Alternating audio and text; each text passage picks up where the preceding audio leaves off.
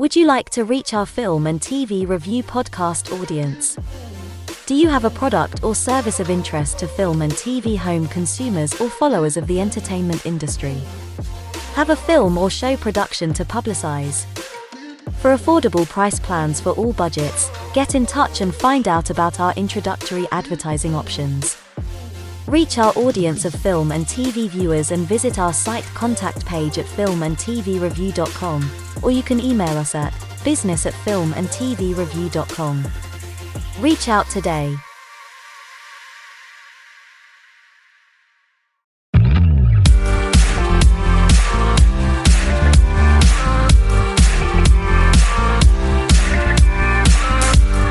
Welcome to filmandtvreview.com. Catch the latest film, TV and streamed show reviews every week.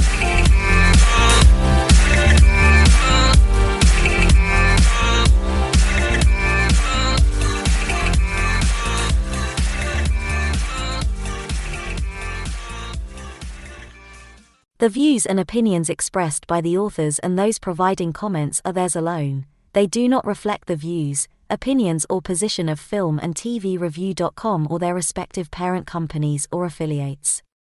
Filmandtvreview.com makes no representations as to accuracy, completeness, correctness, suitability, or validity of any information in this program and is for entertainment purposes only. Episodes may contain adult humor and language. For full terms and conditions, see filmandtvreview.com.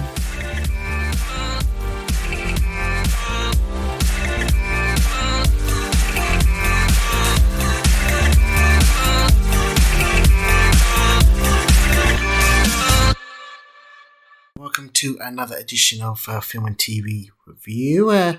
This week we'll be covering Wes Anderson's The Phoenician Scheme, The Ballad of Wallace Island, Asterix, The Big Fight, Hello Road, Sirens, The Salt Path, and Karate Kid Legends.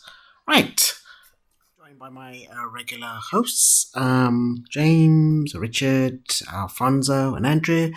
First, we'll kick off with Wes Anderson's latest offering. James. I think returns in surprisingly, a dark comedic, I guess more as an espionage tale. I think you know what you're getting with Wes Anderson. It's called De Toro, stars as Again, is it a spy or a billionaire who survives an assassination attempt or something? I'm not going to even explain the plot, but those who have seen it, explain it to me. It's Richard or James. I would gladly let James explain the plot. I'm still not sure about the plot, so yeah. So yeah, he's Benicio del Toro's playing an arms dealer and industrialist who survives an assassination attempt, and then he kind of has this sort of goes into a dreamlike state and realizes he should probably try to mend the frosty relationship he's got with his only daughter. He adopts young boys. And they live in his house, so he's got loads of sons, but he's only got one daughter who is a Catholic,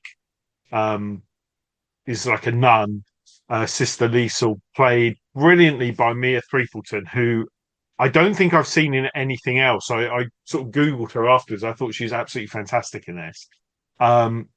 And basically he says, do you want to come on board? You'll be the sort of heir to my estate. If you quit the church, and they go on that, and that's what sort of happens there. I haven't really loved the Wes Anderson film, I think, for a long time. And I'm not saying that I love this actually, but I think because the last few have been okay, they've kind of been like you say, you know what you're getting with Wes Anderson. And there was one, I've forgotten the title of it, and it was sort of like 3 parts. And usually those sort of things I really like, and I didn't really find that did much for me. I enjoyed it whilst it was on, but it didn't really stick with me. So I went in with very sort of middle expectations, or probably like no or low expectations really on this. and I thought it was really good. I mean, it looks like a Wes Anderson movie, but I found it really funny. Um, I thought the cast were great. You've got Riz Ahmed in there. There's a particularly funny scene with Tom Hanks and Bryan Cranston playing basketball. And I just thought it was really fun. And it was only like 90 minutes as well, which I kind of liked. So it didn't sort of outstay its welcome. Um, and yeah, so I would recommend it. There's the usual suspects turn up. So Scarlett Johansson's in there with a cameo, Bill Murray's in there with a cameo. But really it's about Benicio del Toro and Mia Threepleton and Michael Cera who as well, who's very good in this. Mm. Richard, you loved it as well, didn't you? Richard, what's your Honestly, take I'm on not this? going to talk much about this movie. Yeah. I, for the record, by the way, coincidentally, there is an expo in Paris, a Wes Anderson expo in La Cinémathèque Française, which is kind of like, I don't know, the center of cinema in Paris or whatever. And there was an expo about James Cameron a few months ago. Now it's Wes Anderson. And I'm curious because I would like to see it because I got nothing against this guy, by the way. I did enjoy a few of his movies. Because the main difference with the Phoenician scheme is that I think he went too far. For me, anyway. He went too far. What I mean is that obviously, as you said, you know what to expect with Wes Anderson. You know what to expect with his style. You know the very fast dialogues, etc. You know how he makes movies. He has one particular style and never betrays himself. It's always the same stuff. You like it, you don't like it. That's fine. He doesn't care. He's gonna stick to it. Fair enough.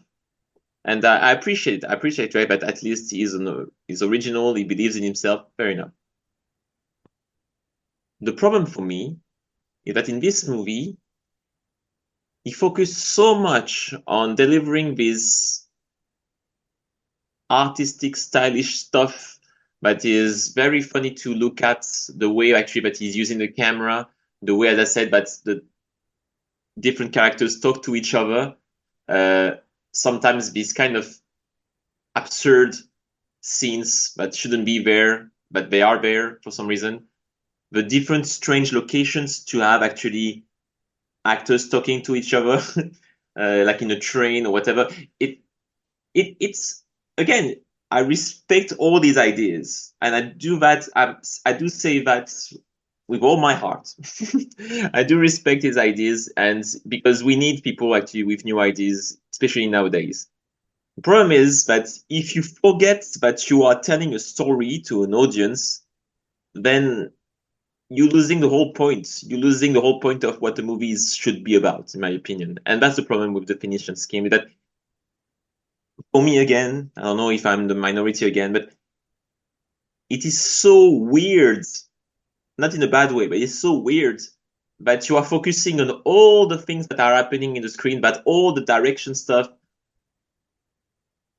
But I'm guessing that there are important plot elements that are shared between characters that are completely going over my head most of the time. And if you miss this important stuff, after half an hour, you say, what the hell is happening? Who is this guy related to this guy, etc.? And then there is some twists going on about one character that I would not name, and say, okay, it didn't affect me because I was thinking, who was he exactly in the first place anyway? So, yeah, that's my problem, is that maybe you got to be very focused. You have to be, have to drink some Red Bull before going into the movie theater, before watching Wes Anderson movies nowadays. But yeah, he lost me. And I remember, I don't know if it's the last one, but I think it was last one, or the one before, Asteroid City, I think the name was. And the ones before, you have, in recent years, you have Moonrise Kingdom, you have Grand Budapest Hotel. These were really nice movie experience for me in the movie theaters. Really nice ones. And they were also very weird when you think about it. But yeah, this one completely, I was completely lost. Completely lost. And then I said, if you are lost, even for a 90 minutes movie, if you are lost after half an hour, the hour remaining 1 hour is really tough. And I was not joking when I said actually back in the day that I really considered leaving the movie theater. I was thinking, what the hell am I? What am I doing? I'm losing all my evening trying to understand something that is not understandable. But I did stick to until the end. I did stick to until the end. But what was the point? Yeah. But I don't know. Maybe it wasn't for me. Yeah. Wow. Okay. Definition scheme. All right. Next, The Ballad of Wallis Island. This is a more gentle, quirky comedy. James, you saw? It's about a lottery winner who invites folks to his island for reflections on fandom and connection. Is what fill this in for me. It's Yeah, so the entity has tried to explain the plot for you, hasn't it? yes, it is trying and I'll it's explain failing. it simpler. So it's based on a 2006 short film, I believe, called The One and Only Herb Maguire Plays Herb Island. And this must be the longest gap between a short film being made into a feature ever.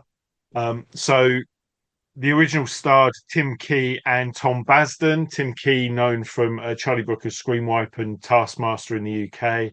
Tom Basden, known from David Brent, Life on the Road, the Office spin-off movie, and Ricky Gervais's Afterlife on Netflix. And it starts with Tom Basden as the folk singer Herb Maguire. He is traveling to Wallis Island on a boat, and he has been booked to play a private gig for Tim Key, who it transpires is a millionaire, a lottery winner.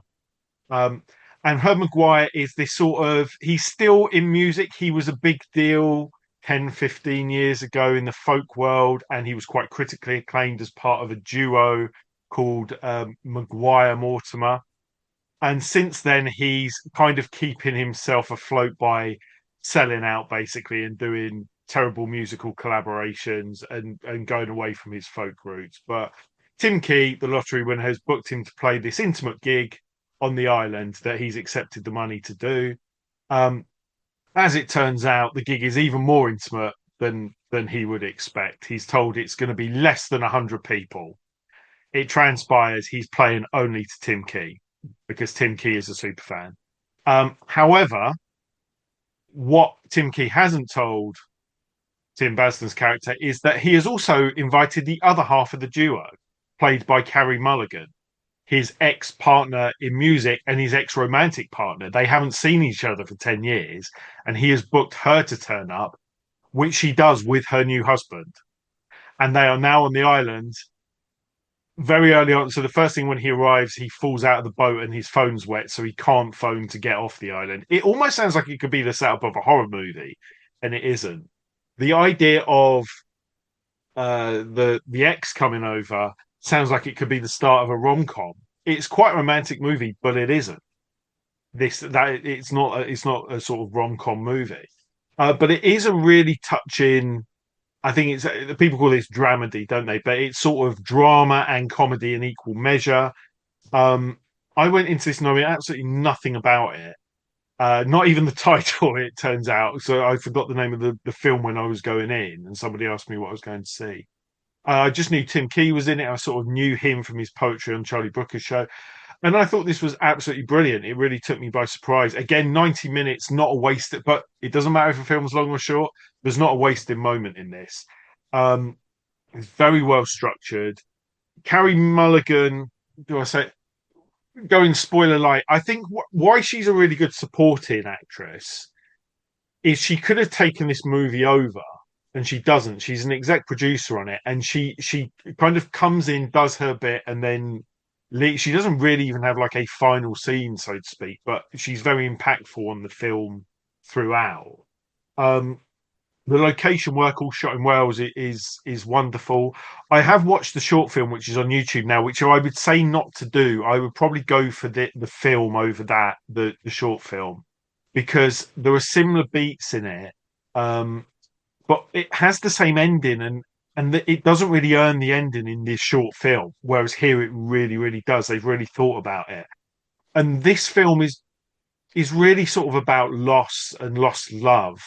And the short isn't. The short is kind of just the comedy elements of the guy paying somebody to come to the island. And I think the long film is much more profound than that. Richard Curtis has described it as one of the top 10 British movies of all time already.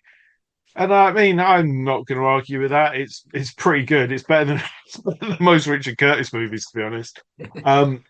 So yeah, I can't recommend it highly enough. It made me laugh. It made me sort of well up. There's a point as well at the end where I was like, oh, why didn't they stop it there? That would have been the perfect place to end it.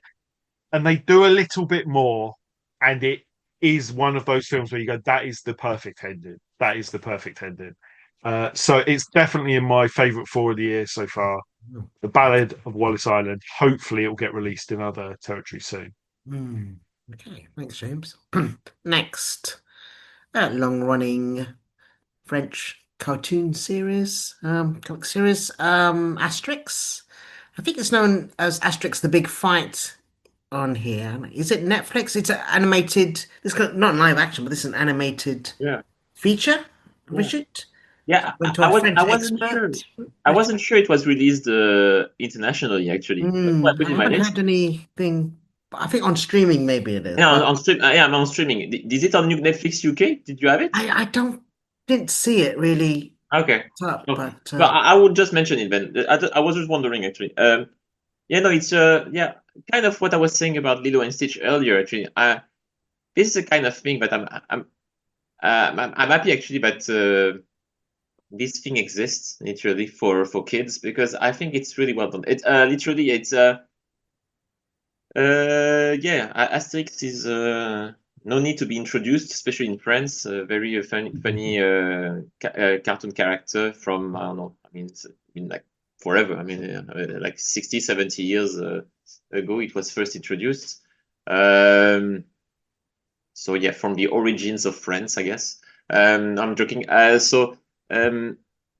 Yeah, here it's an animated version. There were several movies made in the last 20, 30 years in France and in Europe with this character and his colleague Obelix.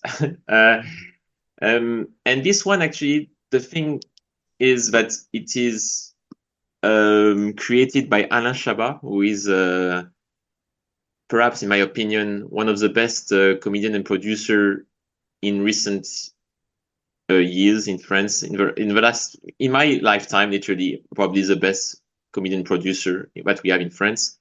And his humor is very specific. It's very, and it works very well. And of all the Asterix adaptations that has been existing, he's one. He did a live action adaptation back in 2002, I believe. Is still today the best one, the most hilarious one. Is one of the greatest box office results in French history. And the fact actually that he goes back to Asterix and does an animated version now in 2025, obviously people were curious to see if he still got it.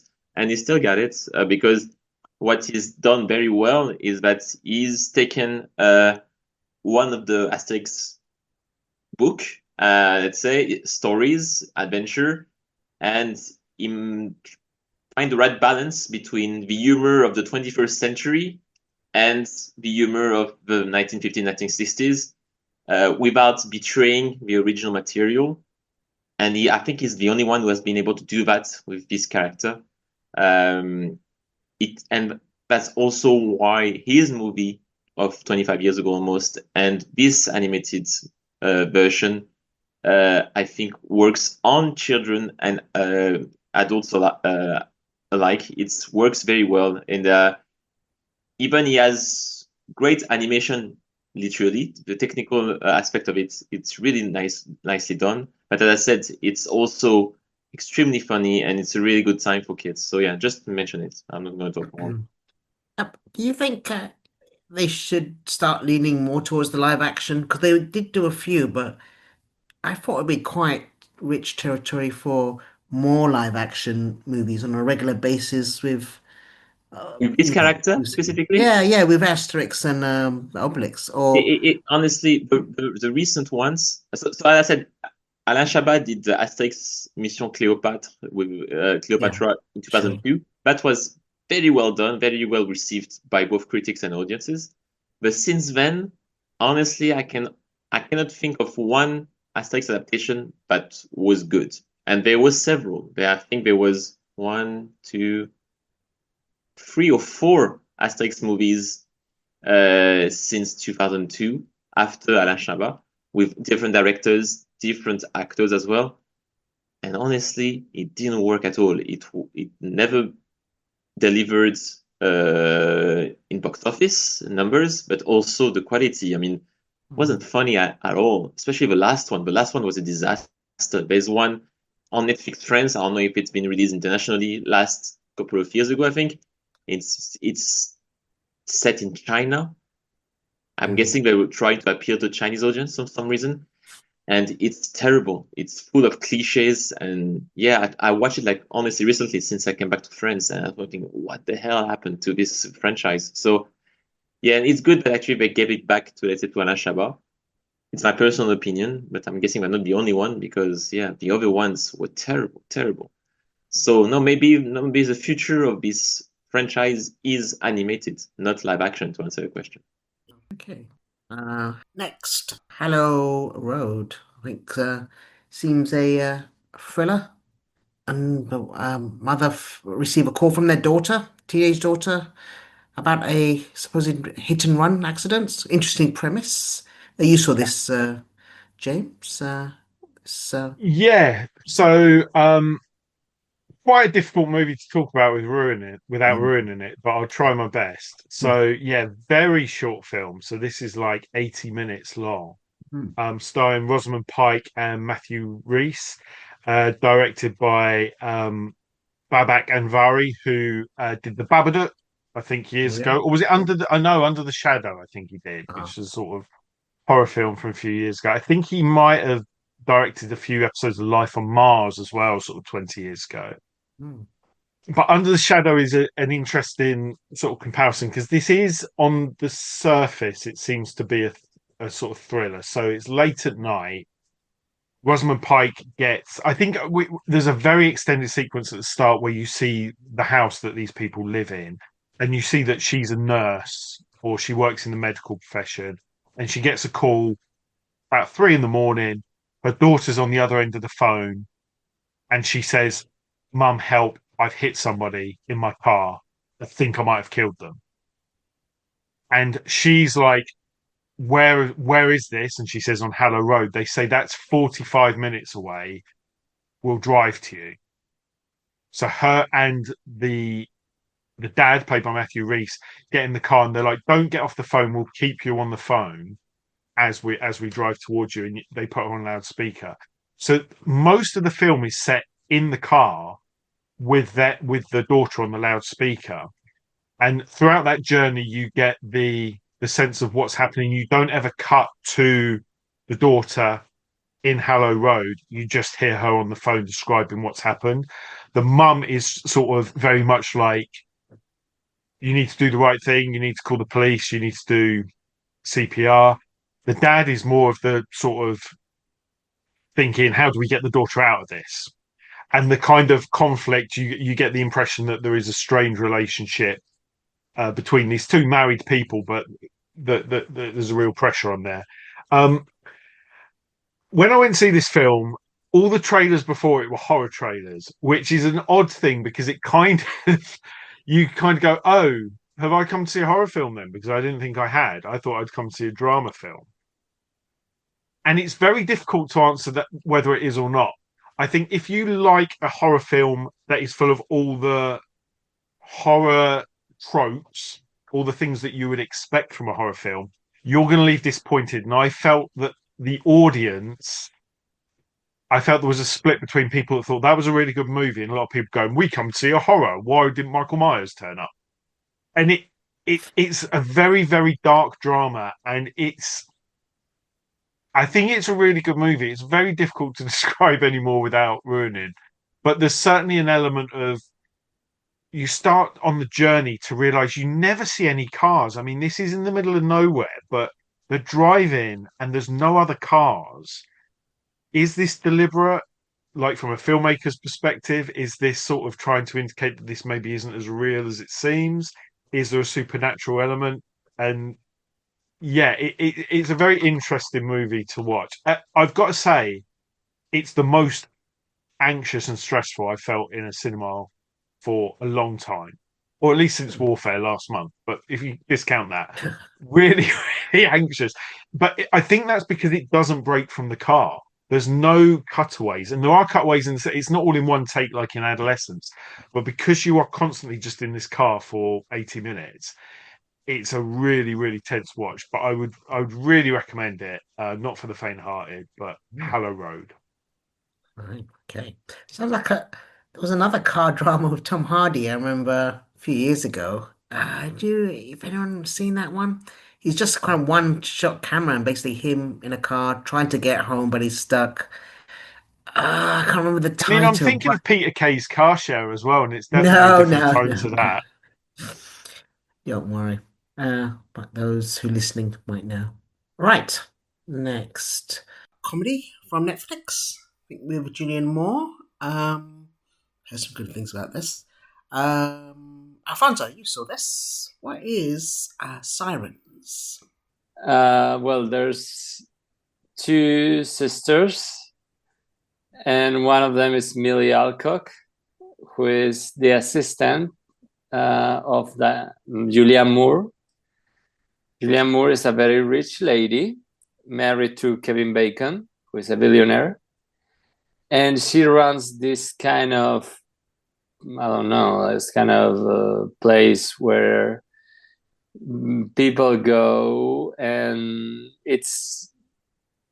everything has to be a little bit. It's like a little bit like a cross between a mansion and a spa for rich people. And well, the Millie Alcock's sister, who is Megan Fahey, you have seen in The White Lotus and Drop recently, she is concerned about her sister. She goes to visit her sister at Julianne Moore's big mansion, and once she gets there, she sees that her sister, being the assistant to Julianne Moore, seems like I don't know. There's something fishy there because they are very, very close. It seems like almost like a mother-daughter situation, but it's strange because William Moore is paying her and giving her a lot of control in the house. She is giving orders left and right to all the staff who are preparing various events and parties and philanthropic things. And so she also has to take care of their father. The Megan Fahey has to take care of their father, and she kind of resents a little bit her little sister that she's not there with her to take care of the father because he has Alzheimer's or dementia, and it's difficult to be with him. So she's trying to get her sister out of the influence of Julianne Moore and get her out of that place that it looks very bright and fluffy and flowery, and everything has to be very harmonious, but it seems like there's an undercurrent of something that is not very right going on. So she doesn't like that her sister is there, and on top of that, she needs her. So that's more or less what it is about. She kind of decides that given that her sister doesn't want to leave, and Julianne Moore has all the power and influence around to get her arrested, and just she tries to do it more like in another way, and tries to congratulate herself with the Julianne Moore and the husband, and just be a little bit undercover and try to figure out what is happening really in the house, and as a way to get her sister out of there. The series is, I mean, it's one of these series like The Perfect Couple or Nine Perfect Strangers, where you see there is one of these actresses both of those series, it was Nicole Kidman that kind of dominates the whole series and has this kind of in this sense it has also a little bit like this kind of a spa or something, kind of healing kind of place. And if you like that kind of series where there's something that seems very like in the outside, very, everybody is very harmonious here and everything's very nice and we are love each other, but in reality things are happening all in every sense. You will like this series. It is that kind of series that seems very summary and also with mystery. So I don't know. I like the three actresses: Millie Alcock, Megan Fahey, and Julianne Moore. The three of them are nice, and also with Kevin Bacon, other people that you might recognize for their series like Glenn Howerton. Then I don't know. It is entertaining. I mean, it's not the best series ever, but it's quite one of those series that you can binge easily. Okay. Next, The Salt Path. I think it's Gillian Anderson and Jason Isaacs. They play a real life husband and wife couple. This story, I think, after losing their house and a prognosis of a terminal disease, they decide to take a long walk along the coast, I think, from what the trailer and from Cornish coast, yeah. Cornish coast. Um, Looks quite, quite interesting actually. Especially it's a true story. So, you saw this, James?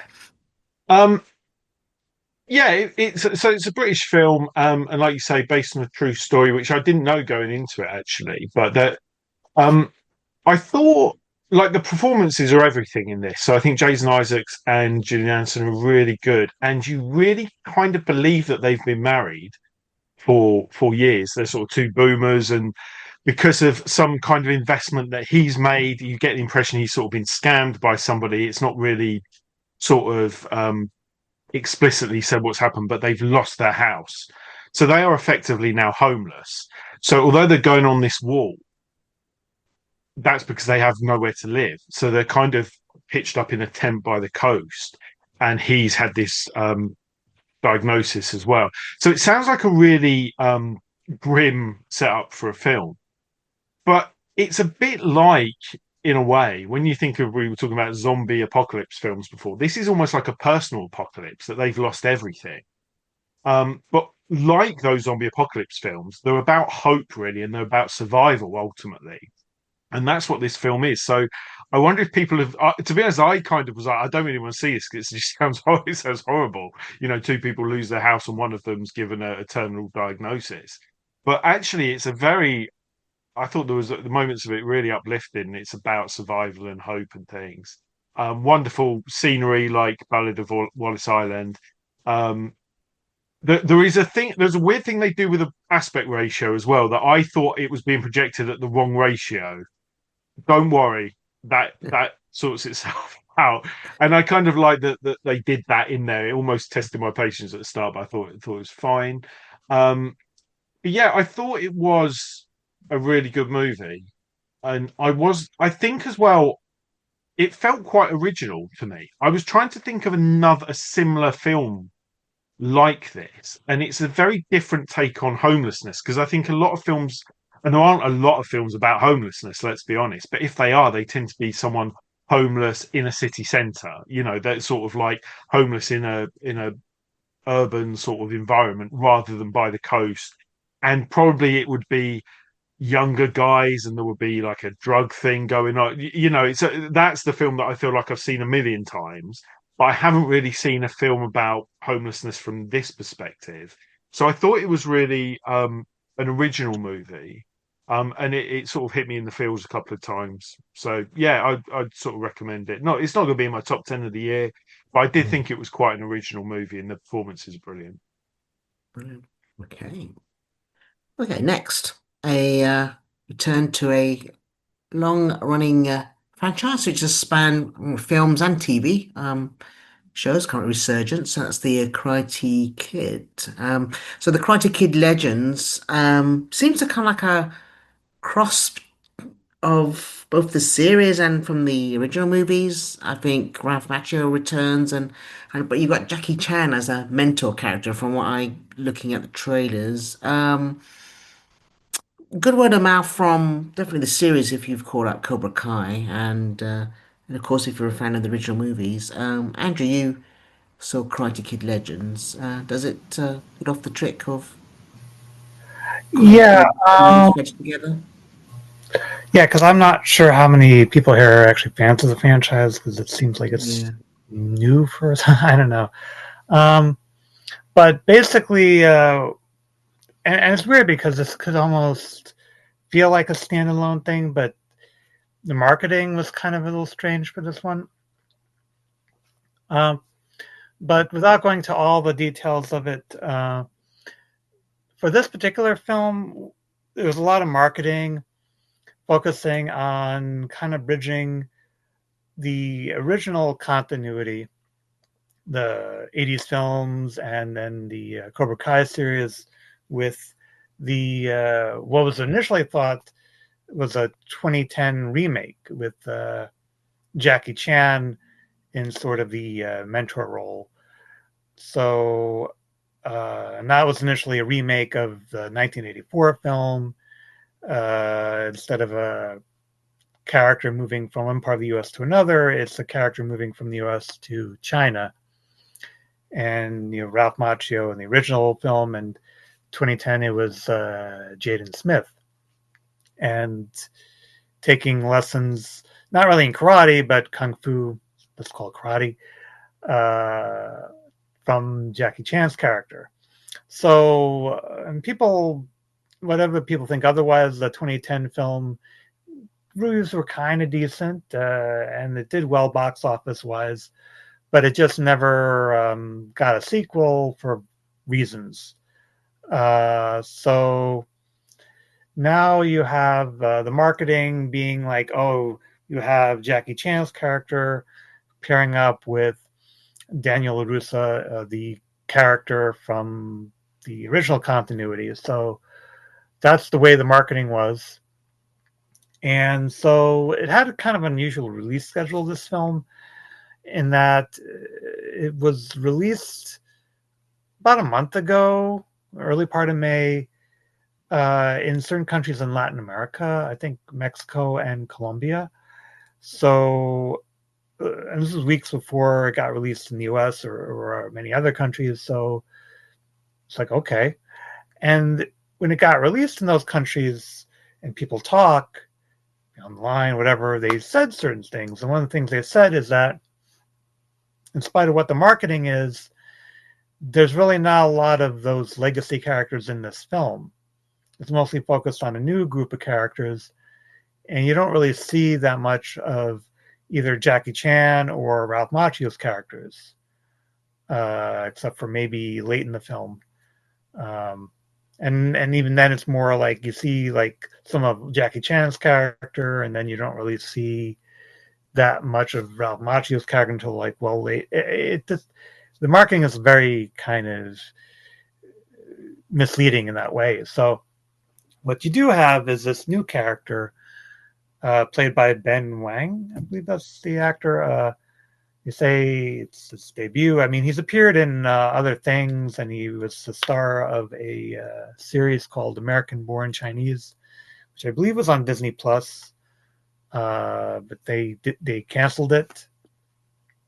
So, but anyway, and it hits a lot of the plot beats that the 84 and the 2010 films have done, and other things of this franchise have done. So basically, you have this character played by Ben Wang who moves from China to the U.S. to New York City, and it's him and his mother, played by Ming Na Wen, who's done a bunch of things. And the other thing that jumped out at me with this film, and that was also mentioned when it got released in these Latin American countries early on, is that it's a very short runtime, and it's 94 minutes. And at first I was like, wait, really? Is that really? And especially in this day and age, we have a lot of closing credits. That's like 80 minutes or so of actual content. So like 80 something minutes. So the idea that, there's this runtime that seems really short, is it an issue? And the answer is yes, it is. There's certain moments where you kind of feel like things have been glossed over or skipped over. One thing that jumps out at me is you have this part where he meets up with this other character, where Ben Wang meets up with this other character, and suddenly they seem to be good friends, and it's like, do we miss something? And then just the idea that you don't see a lot of the legacy characters, so it just feels like certain things are missing. I'm not saying they actually are missing, or if there's a director's cut. The sense is that, it definitely does feel like this is much shorter than it needs to be. It doesn't, there's a rare thing in this day and age to say that, but this is certainly the case here. So I'm not really going to go into too many of the details of the plot, but as I said, it does hit a lot of the plot beats that you've seen in other Karate Kid versus whatever films, whether it's the original continuity or the 2010 film, which is now part of this continuity. It's that those plot beats of like, he's in a new situation, a new circumstance, and the character is being picked on by other people, and he has to fight back. There are certain things that are a little bit unique to this version. One is that he's actually a skilled fighter. He does have some skills as a fighter. He's someone who's trained with Jackie Chan's school of fighting back in China. I guess between the events of the 2010 film and now, Mr. Han, Jackie Chan's character, has started up a school for kung fu. So this character in this film is a skilled fighter. And the other thing is that the protagonist teaches his skill of fighting. Ben Wang's character teaches his skill of fighting to another character who's the father of I'll say a potential love interest. It's not really a stretch. You figure it out. So the father of this love interest is played by Joshua Jackson, who you've seen in other things, or not. So there's some little differences, but ultimately it's very again, the plot beats, they're there. I thought it's all right what you do see, but I think overall, between the misleading marketing and everything else, it's just sort of like, I don't know. It's kind of like, it would have been interesting to see more there. And the other thing is that you see a lot about legacy sequels nowadays. Having characters return from earlier installments, and how that works with new characters. But you already have had that. You've had that with this franchise with Cobra Kai. I don't know if it's something that people here have seen. I mentioned, but I've seen it 6 seasons. Maybe that's one season too many for some people, but you've had the content, you've had the legacy sequel in streaming form. So do you really need that here? I think that's a question. And I think it would have been curious to see some more stuff with the Cobra Kai people. That being said, there is some nod to Cobra Kai here. I won't say what that is, but it's there a little bit. But otherwise, this film can almost stand on its own. You don't really need to see a lot of other stuff, really. But is it really something that's necessary? I don't know. I can't really say it's something necessary. Ben Wang does a good job with what he has. But I just feel like after 6 seasons worth of Cobra Kai, is this something we need to see more of? And it does bring up like why we didn't see a sequel to the 2010 film, but that's a whole other story. So, in itself. So, I mean, I wasn't too crazy about it, and I think that's kind of a general consensus with it. I think because of the whole Cobra Kai thing, like, why do we need this? Or why we couldn't have gotten a sequel to the 2010 film, like a proper sequel? That's a whole other question in itself. So, but yeah, that's my take. Okay. Like, I was still seeing. All right. Thanks. It's a shame. Anyway, yeah, and the series was really good, actually. I mean, Cobra Kai, if you want a perfect blend of legacy between the films and a new generation, I think Cobra Kai is probably, I think I've seen the final season, but definitely a perfect blend of legacy and a new generation of stuff. But Yeah. anyway, Right, thanks, Andrew. And thanks to my regular host. That's it for this week. and for you listening, see you next time.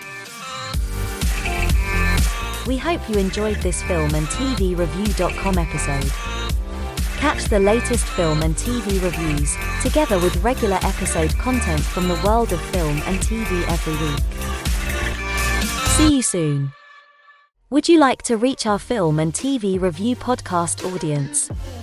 Do you have a product or service of interest to film and TV home consumers or followers of the entertainment industry? Have a film or show production to publicize? For affordable price plans for all budgets, get in touch and find out about our introductory advertising options. Reach our audience of film and TV viewers and visit our site contact page at filmandtvreview.com, or you can email us at business@filmandtvreview.com. Reach out today.